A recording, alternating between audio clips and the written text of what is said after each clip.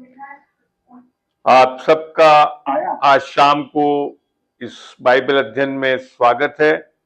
मैं आशा करता हूं कि आज जब हम इसको करेंगे तो निसंदेह पवित्र आत्मा की अगुवाई में बहुत चीजें सीखेंगे, प्रकाशन पाएंगे। और मेरा ये मानना है कि आपके जो भी सवाल हो, प्रभु की दया से, उसके अनुग्रह से हम इस चीजों को वचन से सिखा पाएं, यही हमारा हमेशा प्रयास रहता है और आज भी वो करेगा। परमेश्वर सच्चा है, कभी बदलता नहीं है। धन्यवाद देते हैं इस समय के लिए। और अब विशेषकर मैं दुआ रिक्वेस्ट करता हूं सिस्टर किरण को प्रारंभ की प्रार्थना करें। जी, आइए हम सब मिलकर प्रार्थना करते हैं।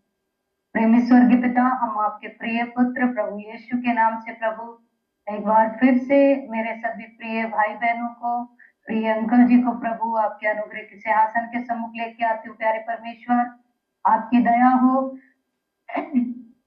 आपका वचन कहता है प्रभु कि आओ हम अनुग्रह के सिंहासन के पास चले ताकि हम पर दया हो। प्रभु एक एक जन पर प्रभु आपकी दया सदैव बनी रहे प्रभु जी। सुनने वाले और सुनाने वाले पे प्रभु आपका बहुत आयत से अनुग्रह प्रभु जी बहता रहे। प्यारे परमेश्वर, वचन कहता है प्रभु जी कि जहाँ 2 या 3 मेरे नाम से इकट्ठे होते हैं, आपका आत्मा हमारे बीच में होता है। प्रेमी स्वर्गीय पिता, आप हमारे मध्य में हैं, हम दिल की गहराई से धन्यवाद करते हैं प्रभु जी। प्यारे परमेश्वर, मैं विशेष प्रार्थना करती हूँ प्रभु जी अंकल जी के लिए। प्यारे पिता, आपके आत्मा में होकर प्रभु जी वो भेद की बातें जिनको हम अभी तक नहीं जानते परमेश्वर पिता, वो हमें सिखाने पाए। प्यारे पिता, तेरा वचन कहता प्रभु कि तू मुझसे प्रार्थना कर और मैं तेरी सुनकर तुझे उत्तर दूंगा, तुझे बड़ी गहरी भेद की बातें सिखाऊंगा। प्यारे पिता, आज पवित्र आत्मा के द्वारा प्रभु जी आत्मा में भरकर अंकल हमें ये भेद की बातें सिखाने वाले हो जाए। परमेश्वर पिता, सारे सिस्टम को जितने लोग जुड़ चुके हैं, जुड़ने वाले हैं प्रभु, एक एक जन को आपके कंट्रोल में देते हैं। पवित्र आत्मा का गहरा झुंबिश यहाँ पे हो प्रभु जी, और एक एक जन पे आपका ताबा हो, आपका कंट्रोल हो, और हमारे भूमि हृदय की भूमि को हम तैयार रखें प्रभु जी, और आत्मिक कान को खुले रखे प्रभु जी, ताकि वचन सीधा हमारे हृदय की भूमि में बोया जाए और वो 30 गुना नहीं, 60 गुना नहीं, पूरे के पूरे 100 गुना फल लाने वाला हो सके। परमेश्वर पिता, हम आशा करते हैं आपने हमारी प्रार्थनाओं को सुना है। सारा आदर महिमा आपको देते हैं। आपके प्रिय बेटे हमारे उद्धारकर्ता प्रभु यीशु के नाम में होकर मांगते हैं, आमीन। धन्यवाद सिस्टर किरण, बहुत अच्छी दुआ करिए। आज निसंदेह हम देखेंगे। आज मैं अब ज्यादा समय नहीं व्यर्थ करेंगे। मैं ब्रदर सैमटन से रिक्वेस्ट करूंगा, आपका जो सवाल जो हम लोग आज शाम को बात ही कर रहे थे उसको आप पूछें, फिर उसके विषय में हम वचन से देखेंगे। ब्रदर सैमसन, आप अनम्यूट करें माइक। हाँ जी, बोलें। सबको जय मसीह की।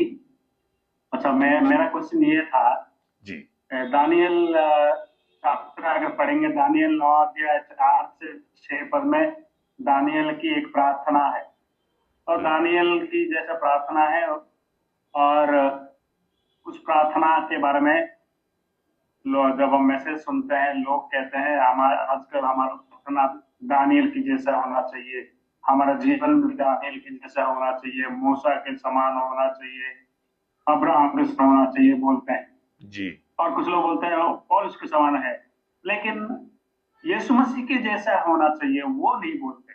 क्यों? कारण क्या है? चलिए, मेरे ख्याल से यहाँ पे मैं यही बताना चाहूंगा कि पूर्ण रूप से अभी तक नए नियम को समझा नहीं है। सबसे पहले निसंदेह पुराने नियम के जो लोग हैं जिसके बारे में बोलते हैं, उसके बारे में हम लोग अगर अभी वचन खोल के पढ़ते हैं, वहां से समझ में आएगा, और आगे मैं दिखाता जाऊंगा और क्या होना चाहिए ये भी बताऊंगा। तो इब्रानियों जो 11 है, आप जानते ही होंगे कि इब्रानियों 11 जो है वो पुराने नियम के लोगों के विश्वास के बारे में है। और आप जब इब्रानियों 11:1 से लेकर पढ़ते जाएंगे तो उसमें सबके बारे में लिखा है। जैसे शुरुआत में ही पूर्वज यहाँ लिखा ना, क्योंकि इसके विषय में पूर्वजों की अच्छी गवाही दी गई है। माने ये पूर्वज वो है जो पुराने नियम के लोग हैं। और इसमें फिर नामजद भी जिक्र आता है लोगों का। हाबिल के बारे में आया है, उसका बलिदान अच्छा था। और फिर उसके बाद में हनूक के विश्वास के बारे में आया है। और तो इसमें आप देखोगे तो ये सारे पुराने नियम के लोगों के बारे में बहुत जिक्र आता है। अपन आगे पढ़ते भी जाएंगे तो 8वें आयत में अब्राहम के बारे में आया है। और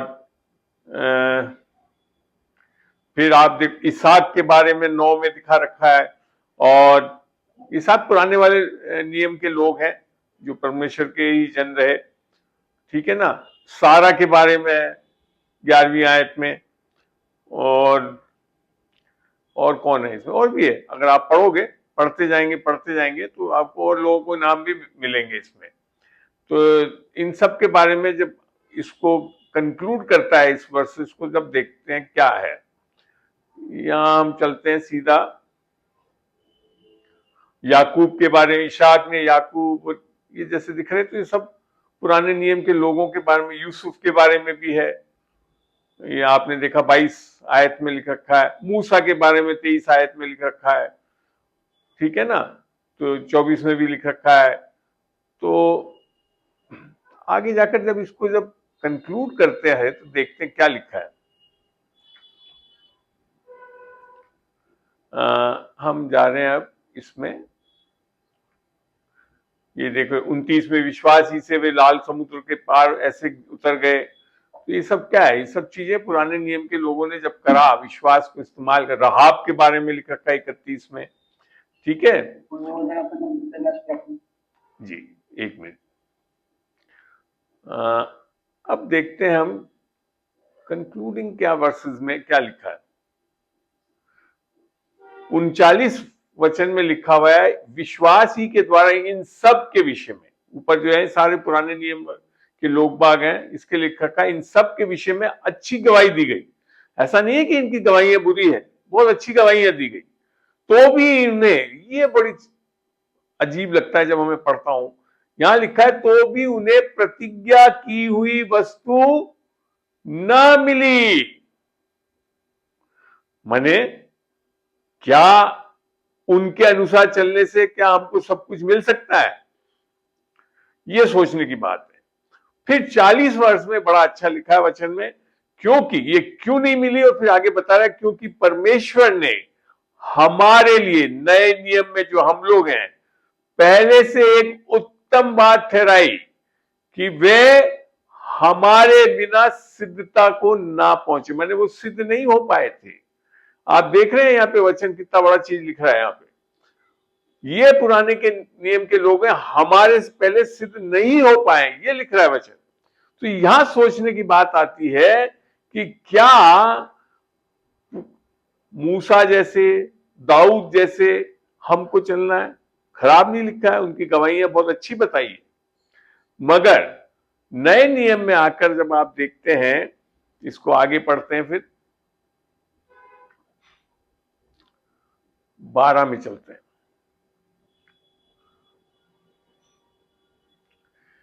12:1 इब्रानियों 12:1 में लिखा है इस कारण जबकि गवाहों का ऐसा बड़ा बादल हमको घेरे हुए है, तो आओ हर एक रोकने वाली वस्तु और उलझाने वाली पाप को दूर करके वे दौड़ जिसमें हम दौड़ने हैं धीरज से दौड़ें।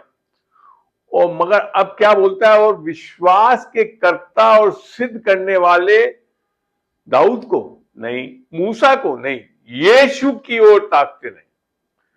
नए नियम में आकर यह नहीं बोला जा रहा है कि हम अब इन लोगों की ओर ताकते नहीं। किसकी ओर ताकना है अब हमको भाई और बहनों? किसकी ओर ताकना है? यीशु की ओर ताकना है, यीशु मसीह की ओर। हाँ, तो क्योंकि वो हमारे विश्वास का जनने वाला और सिद्ध करने वाला है। यही चीज वचन में लिख भी रखा है, क्योंकि यहां आगे लिखा और विश्वास के कर्ता और सिद्ध करने वाले यीशु को ताकते रहे जिसने उस आनंद। ये बहुत जरूरी है। नए नियम में आकर अभी भी ये पुराने उदाहरण बहुत अच्छे हैं, अच्छी गवाहियां हैं विश्वास के लिए, मगर नए नियम में आकर अब हमको कैसे चलना है ये भी देखते हैं। चलते हैं, पहला कुरिन्थियों में लेकर जा रहा हूं मैं आपको। पहला कुरिन्थियों 11 में उदाहरण दिया है। यहां पौलुस लिख रहा है, पहला कुरिन्थियों 11 में तुम मेरी जैसी चाल चलो। उसने ये नहीं बोला दाऊद जैसी चाल चलो, मूसा जैसी चाल चलो, मगर यहां क्यों कहा मेरी जैसी चाल चलो? तो आगे लिखा बड़ा स्पष्ट, तुम मेरी जैसी चाल चलो जैसा मैं मसीह के समान चाल चलता हूं। तो हमको मूसा के अनुसार चाल नहीं चलना है, दाऊद के अनुसार चाल नहीं चलना है। अब लिख रखा है मसीह के समान चाल चलता हूं। उसका बेस्ट एग्जाम्पल पौलुस है जो खुद बोल रहा है। तो इसीलिए उसने बोला तुम मेरी जैसी चाल चलो जैसा मैं मसीह के समान चाल चलता हूं। आई बात समझ में?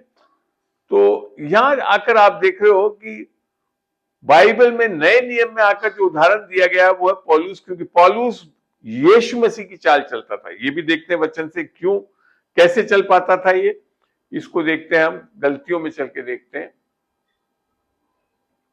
गलतियों 2 का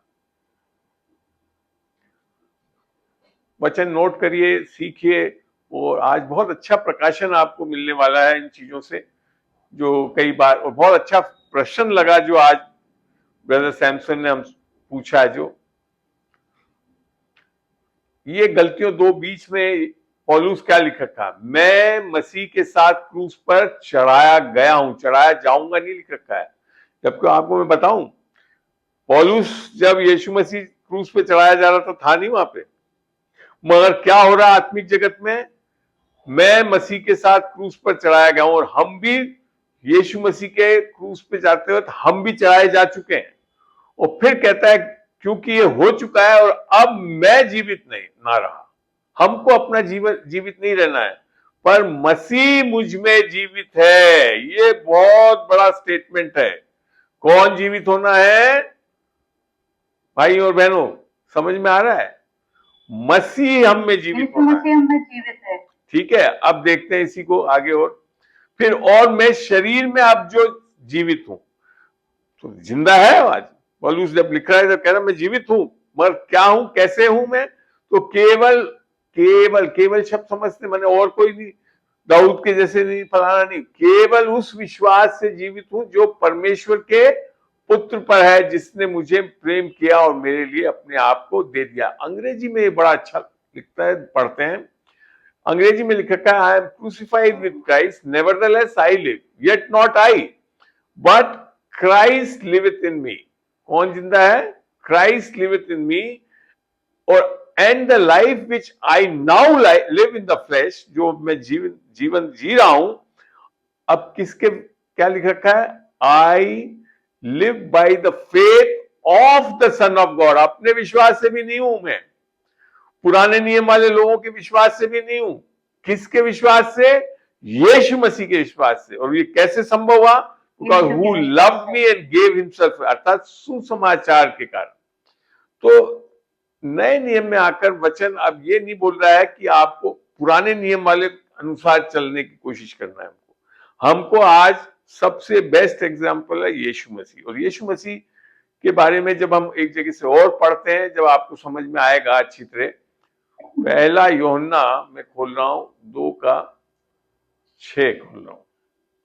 पहला यूहन्ना 2:6 में यूहन्ना क्या बोल रहा है?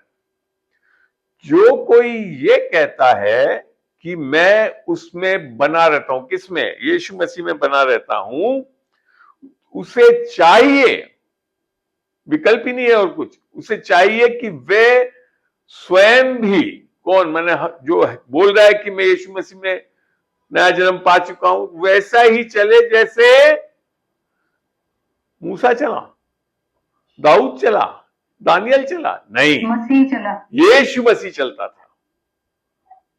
तो अब समझ में आ रहा है आपको? नए नियम में आकर बहुत चीजें बदल गई हैं यीशु मसीह के क्रूस के और सुसमाचार के कारण। और अब मसीह जो है हमको पुराने नियम के लोगों के अनुसार नहीं चलवाने आया, वे स्वयं अपने आप अनुसार चलाने आया। ठीक है ना? और ये चीज बहुत जरूरी है। और ये चाल चल कैसे सकते हैं? क्योंकि यीशु मसीह आज हमारे अंदर जीवित है। इसी के लिए जब उसने मरकुस में भी जब हुक्म दिया था, पढ़ के देखते हैं मरकुस 16 में, मरकुस 16 का मैं ले चल रहा हूं आपको। और उसने 15 में पढ़ रहा हूं, और उसने चेलों को उनसे कहा, तुम सारे जगत में जाकर सारी सृष्टि के लोगों को सुसमाचार प्रचार करो। सुसमाचार किसका है? यीशु मसीह का है, अनुग्रह का सुसमाचार कि यीशु मसीह हमसे प्रेम करता है, हमारे लिए, हमारे पापों के लिए मारा गया, गाड़ा गया, और तीसरे दिन, और जब इस सुसमाचार पे विश्वास पाएंगे तो वो आत्मा पाएंगे। और फिर आगे क्या लिखा था? और विश्वास करने वालों में ये चिन्ह होंगे कि वे मूसा के नाम से, दानियल के नाम से नहीं, मेरे नाम से दुष्ट आत्माओं को निकालेंगे, नई भाषा बोलेंगे, सांपों को उठा लेंगे, और यदि वे प्राणनाशक वस्तु भी पी जाएं तो भी उनकी कुछ हानि ना होगी। वे बीमारों पर हाथ रखेंगे और वे चंगे हो जाएंगे। आपको पुराने नियम में बहुत कम लोग हैं जिन्होंने लोगों को चंगा करा है, मगर अब क्या बोल रहा है? हर विश्वासी जिसने यीशु मसीह को ग्रहण कर लिया है, उसकी आत्मा पा रहा है, वो ये सब चीजें कर सकता है। और उसके आगे लिखा है 19 में, तब प्रभु यीशु मसीह बातें करने के बाद स्वर्ग पर उठा लिया गया और परमेश्वर की दाहिनी ओर बैठा गया। और उन्होंने जब निकलकर हर जगह प्रचार किया, और प्रभु कौन काम कर रहा है? प्रभु उनके साथ काम करता रहा। ये है मसीहत। क्रिश्चियनिटी ये नहीं है कि आप काम करते रहोगे। ईसाई क्रिश्चियनिटी ये है कि प्रभु काम करना चाहता है आपके अंदर से, जैसे पौलुस ने, और प्रभु उनके साथ काम करता रहा और उन चिन्हों के द्वारा जो साथ साथ होते थे वचन को दृढ़ करता रहा। तो भाई और बहनों, अब समझ में आता है कि नए नियम में आकर हमको लोगों के अनुसार, जो पुराने नियम वाले लोगों में कोई खराबी नहीं, मैं कमी नहीं बता रहा हूं, मगर यट वो सिद्धता की ओर नहीं पहुंच सके। मगर नए नियम में आकर अब हमको अब्राहम की आशीष मिल रही है, जो पुराने नियम में लोगों ने दिया। अब्राहम ने आशीष दी, इसहाक ने भी अब्राहम की आशीष दी। पढ़ना चाहो तो जब आप जेनेसिस, उत्पत्ति की 22, 24, 27 इसको पढ़ोगे, याकूब, सबने अब्राहम की आशीष को बोलते हुए आशीष दी है। पर अब नए नियम में आकर हमको क्या मिल रहा है, देखते हैं। गलतियों में चल के, गलतियों में कहां गए? गलतियों का 3, और मैं लेकर चल रहा हूं आपको।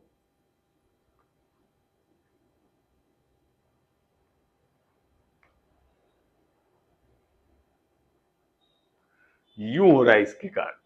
13 में लिखा, मसीह ने जो हमारे लिए श्रापित बना, हमें मोल लेकर व्यवस्था के श्राप से छुड़ाया, क्योंकि लिखा है जो कि काट पर लटकाया जाता है वे श्रापित है।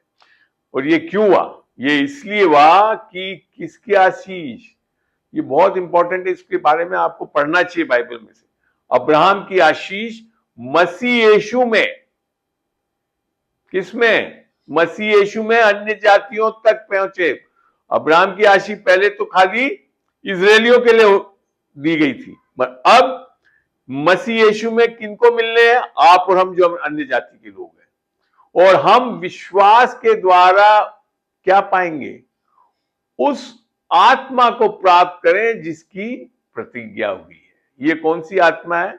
अर्थात यीशु की आत्मा, अनुग्रह की आत्मा, जो हमको आज मिल सकती है। इसी में जैसे लिखा है, सुसमाचार के कारण हमको यीशु मसीह की आत्मा की छाप लगती है। देखते हैं इसको भी। वचनों को जरूर नोट करिएगा और सीखिए इससे और अच्छी तरह से, ताकि आप समझ सकें कि क्या हो रहा है नए नियम में आकर। इफ्सियों 1:12-13 में दिखा रहा हूं मैं आपको। यहां लिखा है कि हम जिन्होंने पहले से मसीह पर आशा रखी थी, उसकी महिमा की स्तुति का कारण हो। ठीक है।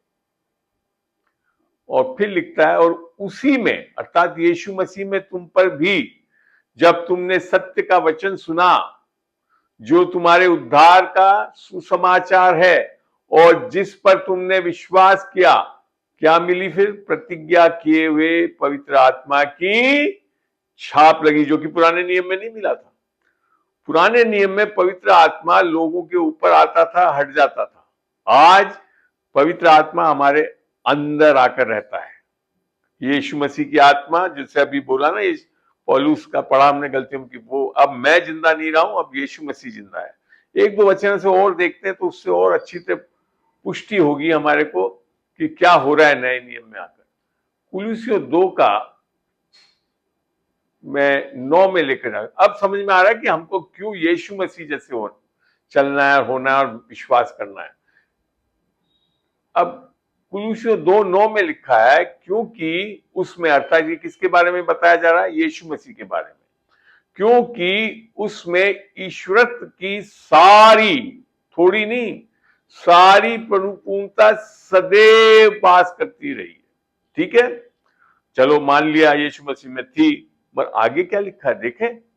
और तुम, हमारे लिए लिखा है, और तुम मसीह में भरपूर होगे, नहीं लिखा क्या, हो गए हो, और सारी प्रधानता और अधिकार का शिरोमणि हो। ठीक है ना? तो ये है हमारी स्थिति। एक जगह से और देखते हैं, इफ्सियों 1 में से हम 19-21 देखते हैं क्या हो रहा है। 18 और उसकी प्रार्थना है एक्चुअली।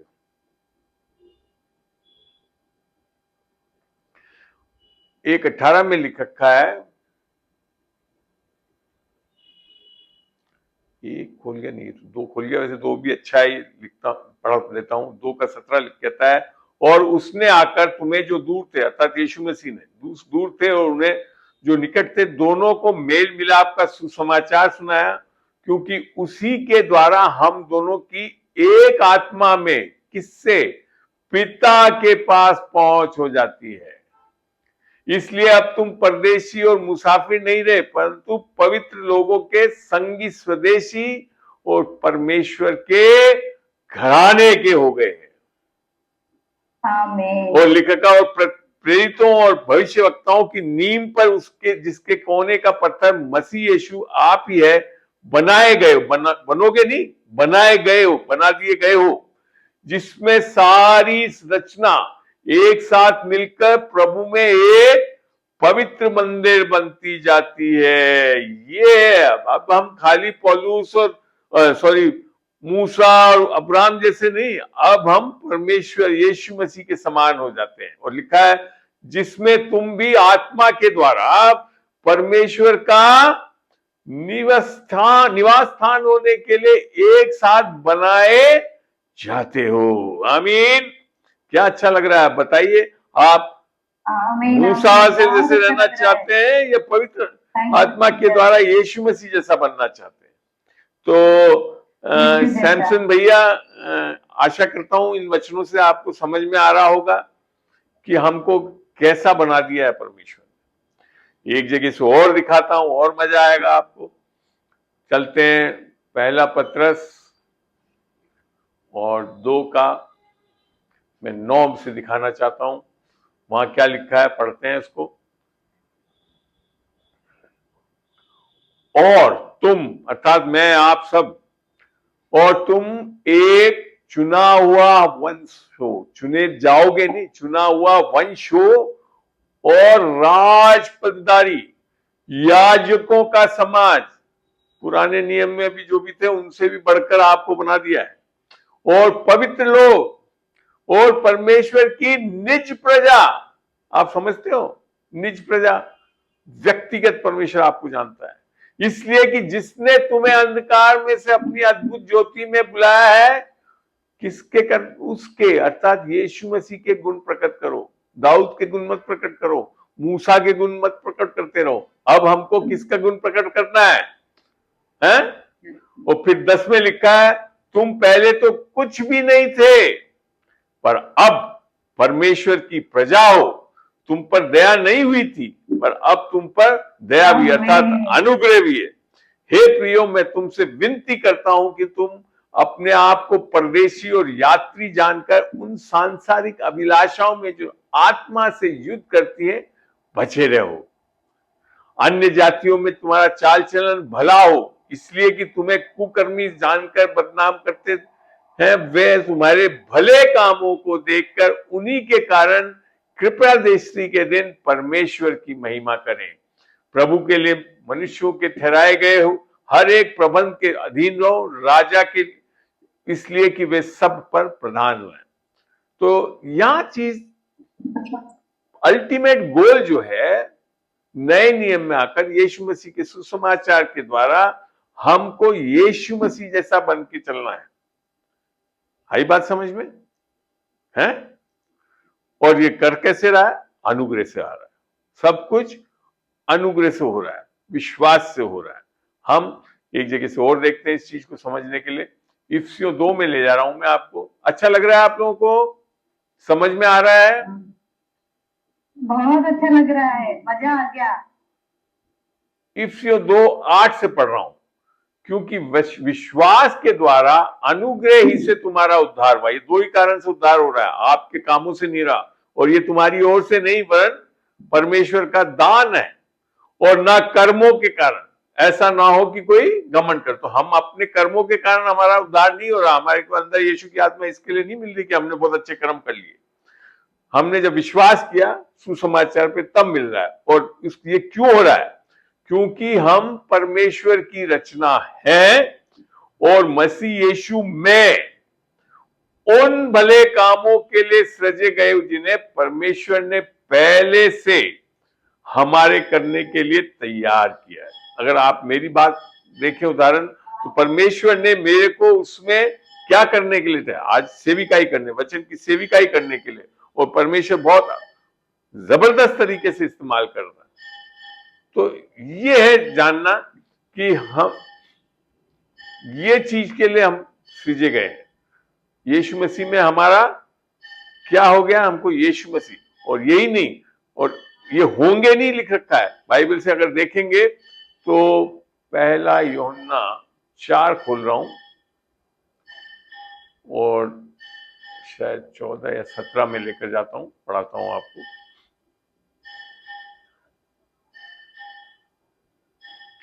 17 देखें, 17, पहला यूहन्ना 4:17। इसी से प्रेम हम में सिद्ध हुआ कि हमें न्याय के दिन साहस हो। डरेंगे नहीं हम, साहस हो। और फिर आगे लिखा, क्योंकि जैसा वह है, अर्थात यीशु मसीह जैसा है, वैसे ही संसार में हम भी हैं, होंगे नहीं, हैं। आमीन। आपको पता है? तो अब आपको मूसा और दानियल जैसा नहीं बना रहा है, वो आपको यीशु मसीह जैसा बनाना चाहता है। ये है सत्य नया नियम का, और इसको जानना बहुत जरूरी है, उसको प्रकाशन पाना बहुत जरूरी है वचनों से, है ना। और आप देखो, और एक चीज और दिखाता हूं आपको, बड़ा अच्छा लगेगा। वो दूसरा पत्रस 1 को ले जा रहा हूं। भाई स्पीकर्स बंद कर लें जो पीछे से जुड़ रहे हैं। 1 से वापिस पढ़ रहा हूं। दूसरा पत्रस 1, समोन पत्रस की ओर से, जो यीशु मसीह का दास और प्रेरित है, उन लोगों के नाम जिन्होंने हमारे परमेश्वर और उद्धारकर्ता यीशु मसीह की धार्मिकता से कैसा? हमारे जैसा बहुमूल्य विश्वास प्राप्त किया। ये पुराने नियम के लोगों में ये विश्वास था ही नहीं। ये यीशु मसीह का विश्वास है, तो राई का दाना का विश्वास भी काफी है। फिर क्या लिखा है?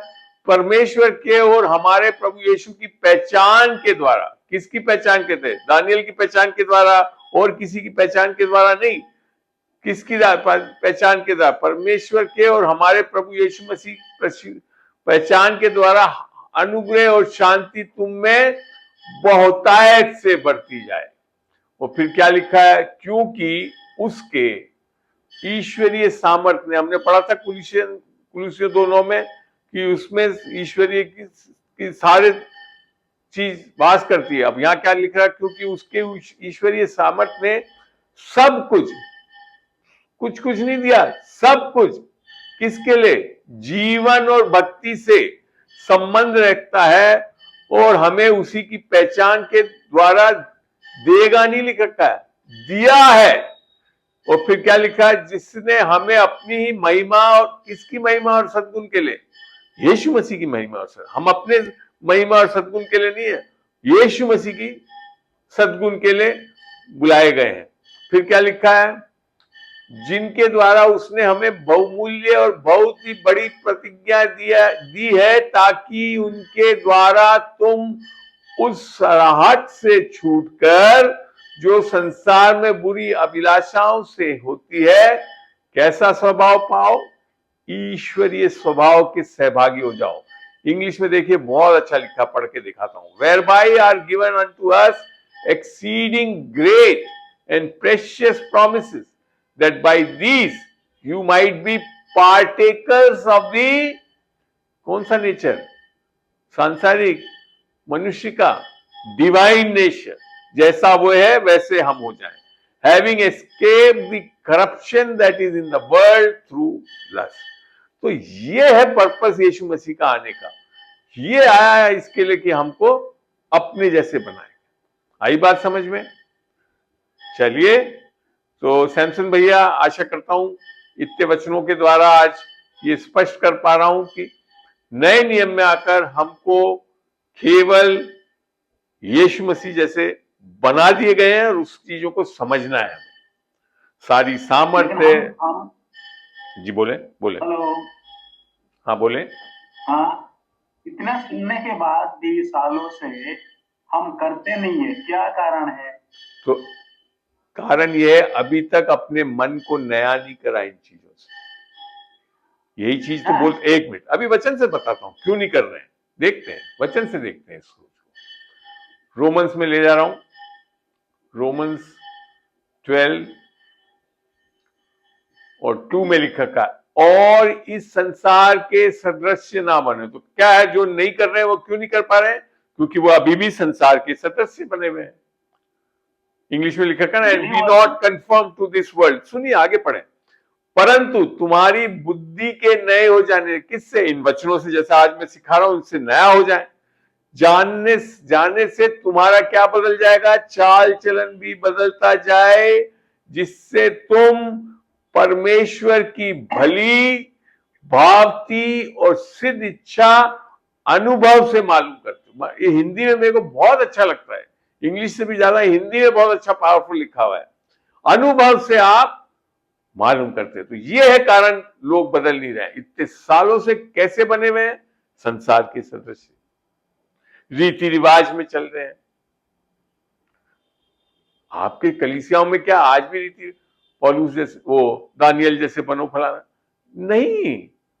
ये चीज यीशु मसीह ने, आप देखिए, एक जगह मेरे को हो सकता है मिल जाए तो बहुत अच्छा लगेगा मेरे को, आपको दिखाता हूं। आपने एक कारण तो देखा, नया नहीं कर रहे, एक जगह से और दिखाता हूं।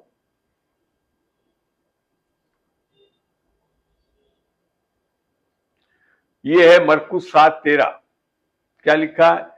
इस प्रकार तुम अपनी परंपराओं से, जिन्हें तुमने ठहराया, परमेश्वर ने नहीं ठहराया, परमेश्वर का वचन ताल देते हो और ऐसे ऐसे बहुत से काम करते हो। इंग्लिश में बड़ा पावरफुल है, making the word of God of none effect through your tradition.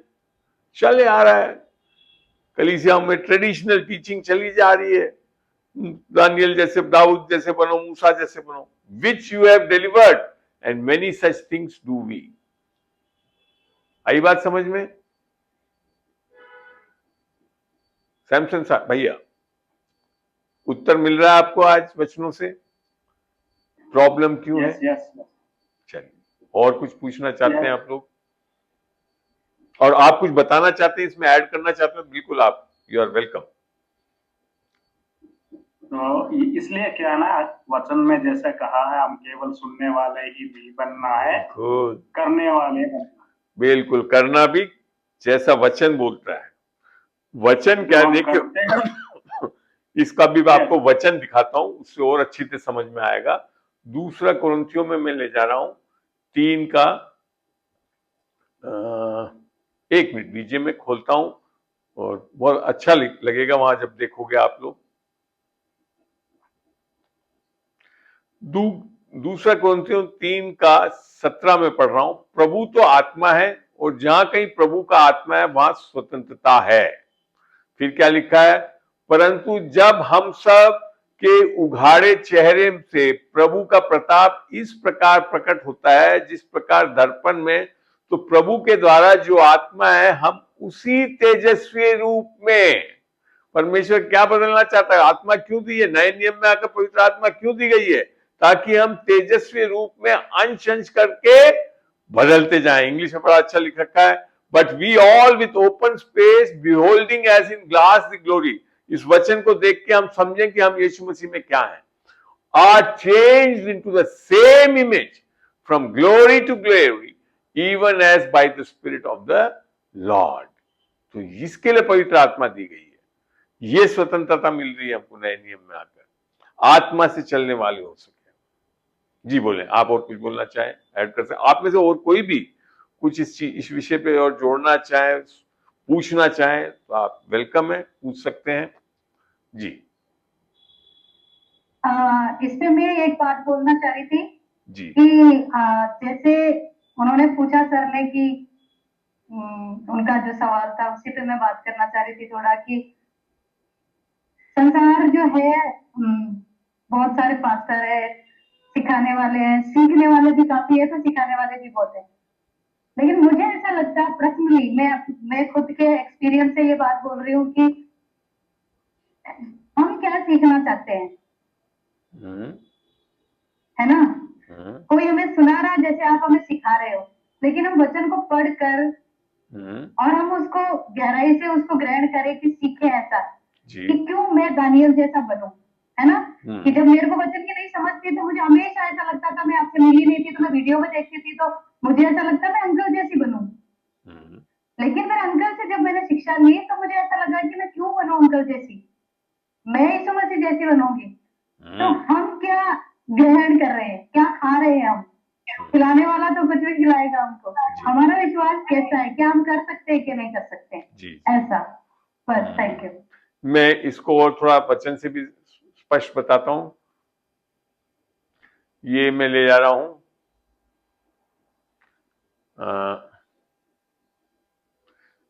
देखो, जो मिनिस्ट्री कर रहे हैं लोग बाग, तो बाइबल का वचन बोल रहा है इफिसियों 4:11 में, और उसने कुछ को प्रेरित नियुक्त करके और कुछ को भविष्यवक्ता नियुक्त करके और कुछ को सुसमाचार सुनाने वाला नियुक्त करके और कुछ को रखवाले पास्टर और उपदेशक जैसे मैं हूं नियुक्त करके दिया।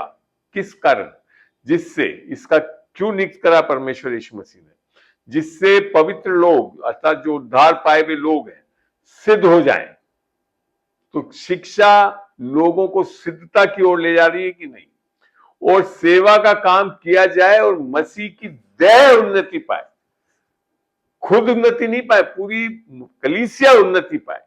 जब तक, और कहां तक उन्नति पाए, जब तक कि हम सबके सब विश्वास और परमेश्वर के पुत्र की पहचान, दानियल की पहचान, मूसा की पहचान नहीं, पुत्र की पहचान में एक ना हो जाए और एक शुद्ध मनुष्य ना बन जाए और मसीह के पूरे डील डोल तक ना बन जाए, ताकि हम आगे को, और जब हो जाओगे तो क्या होगा, ताकि हम आगे को बालक ना रहे जो मनुष्य की ठग विद्या और चतुराई से, उनके भ्रम की, युक्तियों की और उपदेश की हर एक वायु से उछाले और इधर उधर घुमाए जाते।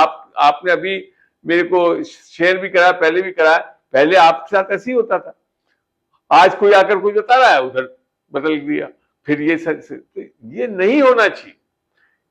इफिसियों 4 में पूरी चीज बता रखी कैसे सिद्धता की ओर हम जाएंगे। आमीन। चलिए, तो और कोई चीज, मैं अब यहां तो जो चीज सैमसन भैया ने शुरू करी और बहुत अच्छा लगा आज का ये जो सेशन हुआ इस विषय में, अब आप में से और कोई कुछ चीज पूछना चाहते हैं, बताना चाहते हैं तो बताएं। मैं एक जन के लिए सोच रहा हूं, वो जुड़ी है क्या, अशोक मार्टिन मिनिस्ट्री के, मेरे को उन्होंने सवाल पूछा था, एक मन लग नहीं रहा इसमें जुड़ी हुई है, 1 मिनट में देख लूं, 1 मिनट देख लूंगा। जैकलिन दीदी, हाँ जैकलिन दीदी को जुड़ना था, नहीं जुड़ी हो, चलिए छोड़िए, वीडियो शेयर कर देंगे उनको। नहीं नहीं, उनका तो सवाल तो फिर अभी उठाया ही नहीं मैंने। उन्होंने मेरे से भी बीच में एक दिन पूछा था कि होली के बारे में, होली त्योहार गया ना, तो करना चाहिए नहीं करना चाहिए, मैं तो नहीं करती हूँ फलाना, तो ऐसे सवाल थे। आप लोगों के भी कोई है इस पे विचार तो बताएं, होली के विषय में आप क्या कहना चाहते हैं? इस पे तो स्पष्ट ही है कि नहीं करना चाहिए, मेरा ये मानना है, बाकी सबका अपना अपना। नहीं करना चाहिए। मेरा अच्छा, सवाल पूछूं? एक मिनट, अरे आपने अभी बोल दिया नहीं करना चाहिए, क्यों नहीं करना चाहिए ये भी तो बताएं। क्योंकि हाँ, क्योंकि बहुत अच्छा। हम प्रभु यीशु मसीह के बच्चे हैं। हाँ, हम तो दोनों तरफ पाँव नहीं रख सकते ना, इस नाव में, एक ही नाव में चलना चाहते ये हैं। किसने बोल दिया कि होली करने से दोनों नाव में पांव रख दोगे? ऐसा कहाँ लिख रखा वचन में? लेकिन मेरा ये मानना है। हाँ, आपका मानना है, बाइबल से अब देखते हैं क्या है। मैं अपने बाइबल से देखते हैं मैडम, क्या बोला मैंने? बाइबल से देखो, खाली अपने विचार मत बनाओ। पौलुस यहां लिख रहा है, पहला कुरिन्थियों 10 में मैं लेकर जा रहा हूं आप लोगों को। यहां क्या बोल रहा है पौलुस, देखते हैं।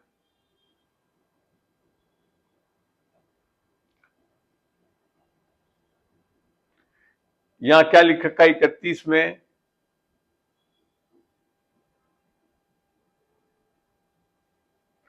इसलिए तुम चाहे खाओ, चाहे पियो, चाहे जो कुछ करो, सब कुछ परमेश्वर की महिमा के लिए करो। तो दूसरों की महिमा के लिए नहीं करना है हमको कुछ चीज। मैं होली खेलने से क्या लिख रहा है आगे भी पढ़ते हैं, तुम ना यहूदियों ना यूनानियों और ना परमेश्वर की कलीसिया के लिए ठोकर के कारण बनो। तो हमको ठोकर भी नहीं बनना चाहिए किसी का। फिर लिखा, जैसे मैं भी सब बातों में सबको प्रसन्न रखता हूं। आई बात समझ में? क्यों करता है? और अपना नहीं परंतु बहुतों का लाभ ढूंढता हूं कि वे उद्धार पाए। आपका मकसद क्या है? अगर कहीं जा रहे हो, कुछ कर भी रहे हो, तो वहां जाकर मौका ढूंढो, यीशु मसीह का सुसमाचार बता सके हो, ताकि वो लोग उद्धार पाए। आमीन, आमीन। देखो, होली का त्योहार वैसे भी कई जगह खेलते हैं, बड़े गंदे तरीके से खेलते हैं, जो भी करते हैं। मैं जब बूंदी में था, हाड़ौती की होली मेरे को बड़ी अच्छी लगी और मैं करने भी देता था लोगों को। वहां लोग बाग, और मैं तो क्योंकि सीनियर बुजुर्ग आदमी था, वहां आकर वो गुलाल मुंह पे भी नहीं लगाते, खाली पैरों पे छिड़क के चले जाते हैं। क्या खराबी उसमें? और मैंने जब उनको स्वागत करा तो सुसमाचार की बात कोई बता सका। आमीन। तो ऐसा मत कठोर बना लो कि नहीं नहीं नहीं, नहीं मैं तो नहीं खेलूं। देखो तो सही क्या, अगर बिल्कुल कीचड़ कादा डालने तो बेहतर है नहीं खेले, मगर कोशिश ये करो कि सब चीज में उनके साथ मिलो और उद्धार के बारे में उनको बता सको। आई बात समझ में? एक जगह और से भी देखता हूं, बताता हूं मैं आपको, अच्छा लगेगा। क्योंकि यीशु परमेश्वर का वचन जब तक हम नहीं जानेंगे ना, मैं ले चल रहा हूं आपको, उससे आप खाली प्रकाशन पाओ इस चीज का कि हमको किस तरह से करना है। ये कहाँ है? 2 का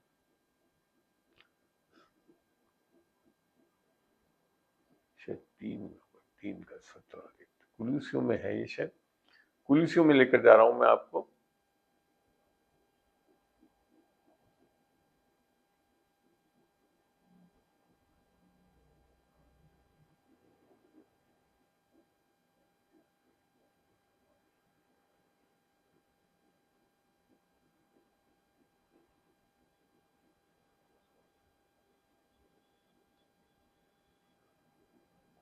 ये देखो, पढ़ो यहां क्या लिखा है, कुलिसियों 3 का 16, मसीह के वचन को अपने हृदय में अधिकाई से बसने दो और सिद्ध ज्ञान सहित एक दूसरे को सिखाओ। तो आपको पहली चीज तो ये होना चाहिए, किसी के पास जा रहे हो तो ये चीज तो भरी भी होनी चाहिए ताकि सिखा सको, और चिताओ और अपने अपने मन में कृतज्ञता के साथ परमेश्वर के लिए भजन और स्तुति गान और आत्मिक गीत गाओ।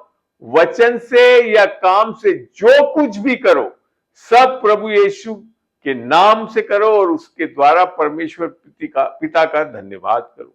तो मैं जो कहना चाहता हूं, ये ऐसे मौके हैं जब आप जाकर लोगों से मिलते हैं तो आप सुसमाचार के बारे में बता सको तो बहुत अच्छा होगा।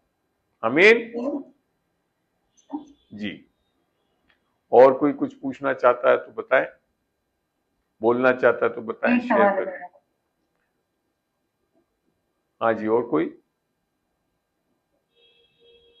मेरा एक सवाल हाँ पूछे। मेरा सवाल है, जैसे कि परमेश्वर ने हमें अगुआ के रूप में या सिखाने वाले के रूप में ठहराया, हमें सेवक बनाया है, तो लोग हमसे पूछने आते हैं, जैसे कि किसी भी विषय में पूछ लेते हैं। तो मैं वचन से आपसे पूछना चाहती हूँ, पहला कुरिन्थियों अध्याय 6। एक मिनट खोलने दीजिए, पहले खोलने दीजिए मुझे।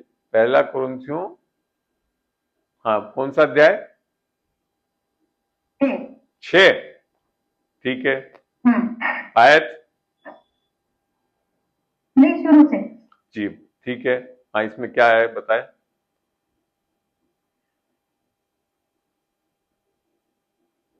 बोले आप, इसमें बताना क्या चाहते हो बताएं आप मेरे को। आप इसको पढ़ेंगे थोड़ा, ये पूरा पढ़ना है? नहीं, जैसे आपने पढ़ा हुआ है और कोई विषय के बारे में बताएं तो उस वचन को खाली निकाल के पढ़ लें। विषय ये है कि न्याय करने के विषय में है। अच्छा। हाँ, न्याय के विषय में। चलिए तो शुरू से ही पढ़ते हैं, फिर तो शुरू से ही पढ़ना पड़ेगा। क्या तुम में से किसी को ये साहस है कि जब दूसरे के साथ झगड़ा हो तो फैसला के लिए अधर्मियों के पास जाए और पवित्र लोगों के पास ना जाए? तो ये बड़ा स्पष्ट बताया, जब विशेषकर अपन लोगों में जब कोई झगड़ा हो तो हम अविश्वासियों के पास जाकर उसको सुलझाने नहीं जाए, हम विश्वासियों के पास जाए। क्या तुम नहीं जानते कि पवित्र लोग जगत का न्याय करेंगे? ये आगे जब होगा, यीशु मसीह के साथ आएंगे तो हम न्याय करेंगे, है ना? इसके बारे में बोल रहा है। और जब तुम्हें जगत का न्याय करना है तो क्या तुम छोटे से छोटे झगड़ों का भी निर्णय करने के योग्य नहीं है? और निर्णय कैसे करोगे? वचन के अनुसार करोगे तब। क्या तुम नहीं जानते कि हम स्वर्गदूतों का न्याय करेंगे? तो क्या संसारिक बातों है? ये जो हम स्वर्गदूतों का न्याय कैसे करेंगे? बिल्कुल, आखिरी में जब यीशु मसीह आएगा और फिर बाद में ट्रिपुलेशन है और उसके बाद जो ऐसे स्वर्गदूत जो गिर चुके थे उनको क्या करोगे? डाले जाएंगे वो लोग। इसके लिए आप उत्पत्ति पढ़ोगे, प्रकाशित वाक्य पढ़ोगे तो वहां दिख जाएगा आपको। ये भी आई बात समझ में है वहां पे। यदि तुम सांसारिक बातों का निर्णय करना हो तो क्या उन्हीं को बिठाओगे जो कलीसिया में कुछ नहीं समझे जाते हैं? मैं तुम्हें लज्जित करने, तो यहां ये समझा रहा है कि हमारे में क्यों? क्योंकि हमारे में किसकी बुद्धि है? पढ़ के देखते हैं। पहला कुरिन्थियों 1:30 खोल रहा हूं मैं, देखते हैं। आज जो यीशु मसीह के बारे में भी जब पढ़ रहे थे शुरू में, तो देखो तो सही क्या चीज है। 30 में लिखा हुआ है, अरे ये क्या हिंदी गायब हो गया क्या इसमें? सॉरी, एक मिनट, हिंदी वाला वचन भी खोल दूंगा। ऊपर नीचे करते वक्त में कभी इधर उधर हो जाता है। हिंदी का आया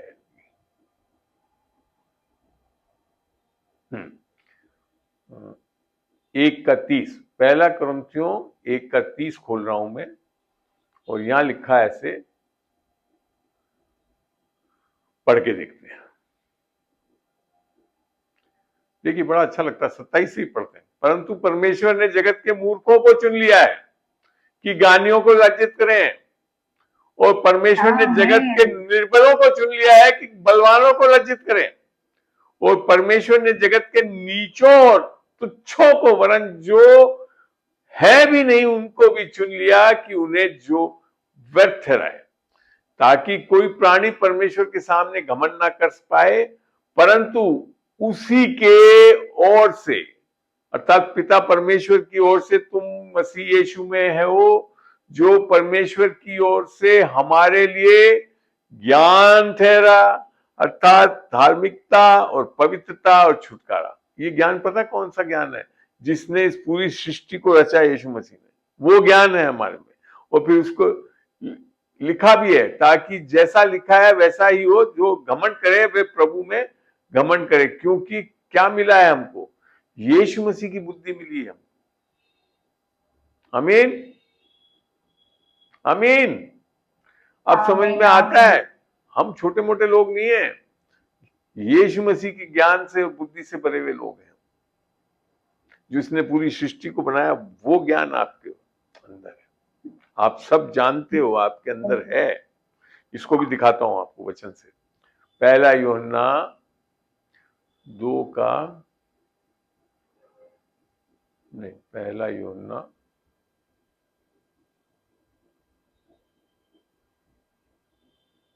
2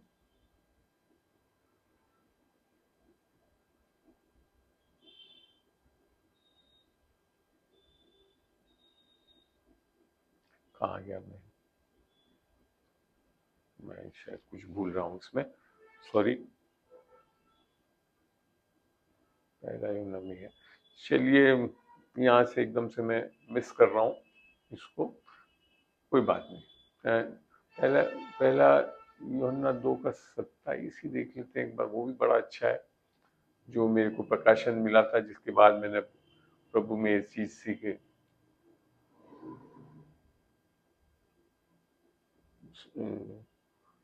जॉन, 2 जॉन, 1 जॉन, 2 जॉन नहीं, 1 जॉन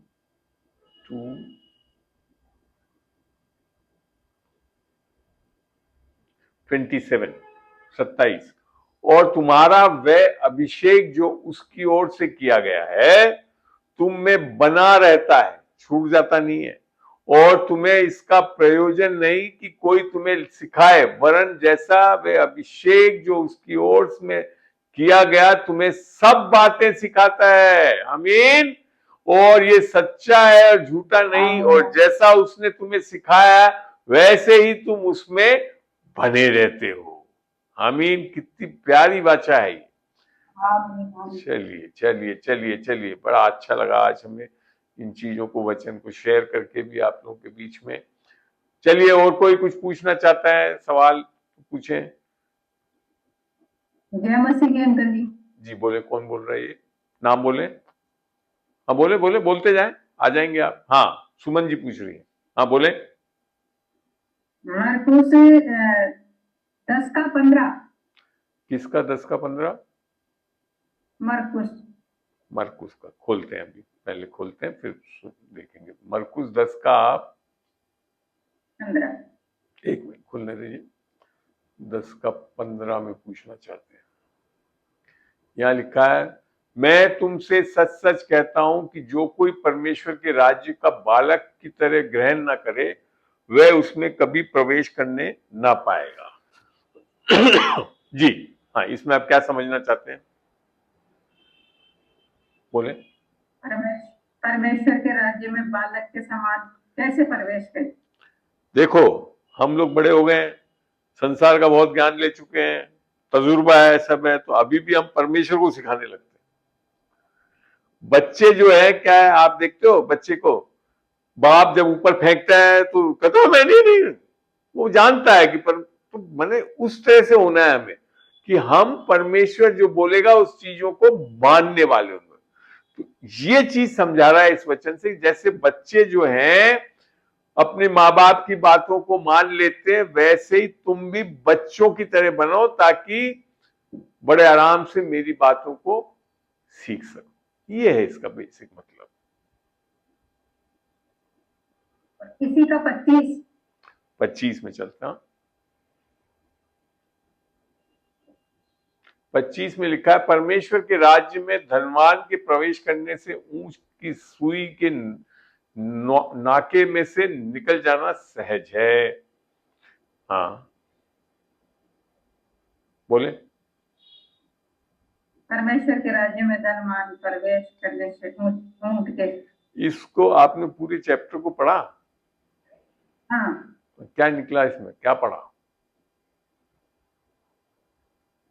क्या पढ़ा? धनवान लोगों को बताया कि हाँ, परमेश्वर के राज्य में प्रवेश का मतलब सुई के नाके से क्या समझ में नहीं आया। देखो वापिस चलता हूँ, 25 में ले आ रहे हैं ना। चेले उसकी बातों से अच्छे थे, उसने यीशु से फिर उनसे कहा, ये बालकों जो धन पर भरोसा रखते, ये आप, एक धनवान व्यक्ति उधर आया, उसने कहा मैं तो आपकी सारी आज्ञाओं को मानता हूँ, सब कुछ करता हूँ, ये वो वाली कहानी है, ठीक है ना। मत जब परमेश्वर ने कहा तू सब कुछ छोड़ दे और मेरे पीछे हो ले, तो बड़ा दुखी होकर चला गया। ये देखो ये लिखा है ना, तू आज्ञाओं को तो जानता है, हत्या न करना, व्यभिचार सब करता था वो, मैंने सब जानता था। उसने उससे कहा, हे गुरु, इन सब को मैं लड़कपन से मानता आया हूं, है ना। तो किस पे भरोसा कर रहा है? अपने आप पे, कि मैं नियमों को भी पूर्ण कर रहा हूं सब। तो फिर आगे क्या लिखा है, यीशु ने उस पर दृष्टि करके उससे प्रेम किया और देखो नाराज नहीं हुआ, उससे प्रेम किया और उससे कहा, तुझ में एक बात की घटी है, और कोई नहीं। क्या बात की घटी है? जा, जो कुछ तेरे पास है उसे बेचकर गरीबों को दे दे और तुझे स्वर्ग में धन मिलेगा और आकर मेरे पीछे। उसको मान लेना चाहिए था कि मिल जाएगा, मगर क्या हुआ, उसने क्या कहा? इस बात से उसके चेहरे पर उदासी छा गई और वह शोक करता हुआ चला गया, क्योंकि वह बहुत धनी था। तो किस पे भरोसा कर रहा है वो? अपने धन पे। जबकि यीशु मसीह का वचन बाइबल बताती है कि हम अपने बल से, अपनी सामर्थ्य से, अपनी शक्ति से उद्धार नहीं पा सकते। आई बात समझ में? इसके लिए यीशु मसीह ने फिर बताया, यीशु ने चारों ओर देखकर अपने चेलों से कहा, धनवानों को परमेश्वर के राज्य में प्रवेश करना कैसा कठिन है। क्यों? किस पे भरोसा कर रहे हैं वो? परमेश्वर पे भरोसा नहीं कर रहे हैं, अपने धन पे भरोसा कर रहा है। चेले उसकी बातों से अचंभित हुए। इस पर यीशु ने फिर उनसे कहा, हे बालकों, जो धन पर भरोसा रखते हैं उनके लिए परमेश्वर के राज्य में प्रवेश करना कैसा कठिन है। परमेश्वर के राज्य में धनवान के प्रवेश करने से ऊंट का सुई के नाके में से निकल जाना सहज है। मैंने क्या कर रहा है? ऊंट सुई के नाके में से निकल सकता है, मगर धनवान परमेश्वर नहीं कर सकता है। जबकि ऊंट का सुई के नाके में से निकलना तो असंभव है ना। तो क्या बता रहा है? तब वे बहुत ही चकित होकर आपस में कहने लगे, तो फिर किसका उद्धार हो सकता है? आई बात समझ में? उद्धार के विषय में बात चल रही थी यहाँ पे। यीशु ने उनकी ओर देखकर कहा, मनुष्य से तो ये नहीं हो सकता, परंतु परमेश्वर से हो सकता है, क्योंकि परमेश्वर से सब कुछ हो सकता है। आई बात समझ में? उद्धार अनुग्रह और विश्वास से होता है, जैसे हम इफिसियों 2:8 में पढ़ चुके हैं ना। तो सुमन जी, यहाँ पे जो बात है, बच्चों की तरह बच्चे बड़े आसानी से विश्वास कर लेंगे, मगर धनवान लोग अपनी सामर्थ्य में जो आज्ञाओं को कर रहे हैं, सब कुछ कर रहे हैं, उनको बहुत जोर आता है और वो छोड़ नहीं पाते हैं इस चीज को। वो फिर भी परमेश्वर में विश्वास नहीं कर पा रहे हैं अभी भी उद्धार के लिए। ये है समझाने का कारण। आई बात समझ में? चलिए, और कोई सवाल आप लोगों का?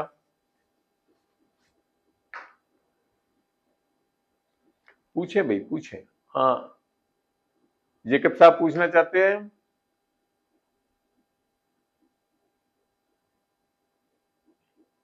हाँ बोले। नहीं, बहुत अच्छा आपने बताया। जैसे कोई पासा साहब पूछ रहे थे कि हम क्यों नहीं कर पाते हैं जानते हुए भी, तो होचन सर आपने बहुत अच्छा जवाब दिया और इस सब मैं चीजों को नोट कर रहा था। जी जी। कि जब तक हमारे अंदर संसारिकता रहेगी, जब तक हम पूर्ण रूप से नहीं बदलेंगे, पूर्ण कमिटमेंट नहीं होगा, परमेश्वर का भय नहीं होगा, परमेश्वर का डर नहीं होगा। आज बहुत से लोगों का अपना अपना मानना है जी। बहुत सारे लोगों को शिक्षा सुनिए तो कहते हैं मेरा मानना है, मैं ऐसा करता हूँ, मैं ऐसा करता हूँ, लेकिन अपने पे क्या कहता है इस बात को, वो इस बात को कोड नहीं करते हैं। वो स्वयं की धार्मिकता पे खड़े होते हैं। वो लोग सब स्वयं की धार्मिकता पे खड़े होते हैं। परमेश्वर की धार्मिकता तो दान से मिल रही है, उसको ले नहीं पाते इसके।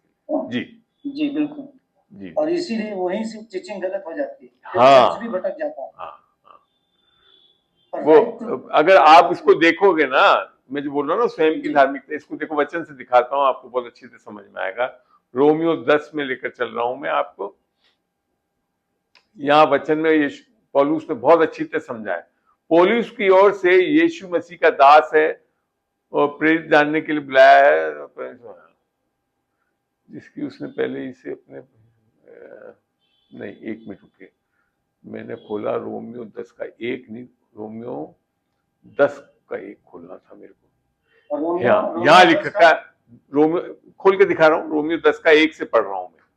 हे भाइयों, मेरे मन की अभिलाषा और उनके लिए परमेश्वर से मेरी प्रार्थना है कि वे उद्धार पाए।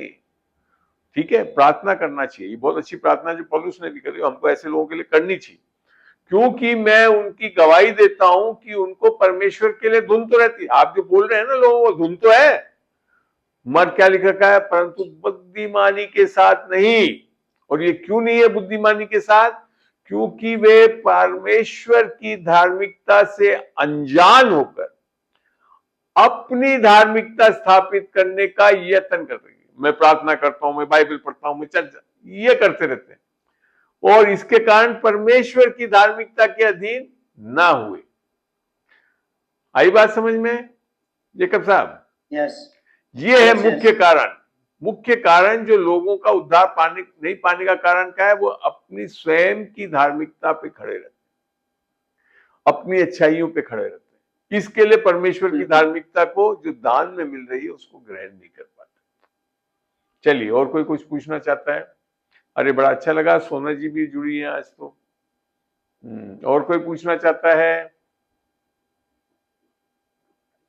तो थैंक यू बाबा जी, बहुत अच्छा आपने टीचिंग दिया।